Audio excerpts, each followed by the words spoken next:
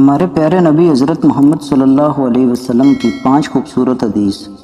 نبی پاک صلی اللہ علیہ وسلم نے ارشاد فرمایا کہ اگر شام کا کھانا سامنے رکھا جائے اور ادھر نماز کے لیے تکبیر بھی ہونے لگے تو پہلے کھانا کھا لینا۔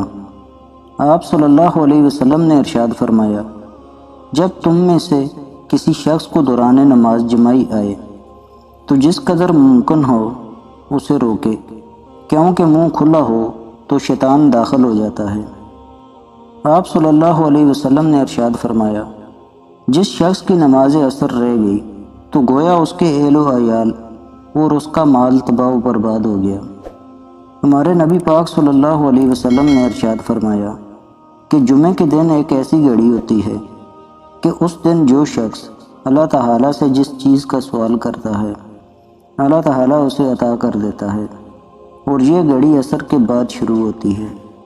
اور ہمارے نبی پاک صلی اللہ علیہ وسلم نے ارشاد فرمایا کہ جنت تمہارے جوتے کے تسمے سے بھی زیادہ تمہارے قریب ہے، لیکن دوزخ بھی اتنی ہی قریب ہے۔ اے رب ذوالجلال، پوری امت مسلمہ کو پیارے نبی حضرت محمد صلی اللہ علیہ وسلم کے طور و طریقہ پر چلنے کی توفیق عطا فرما، آمین یا رب العالمین۔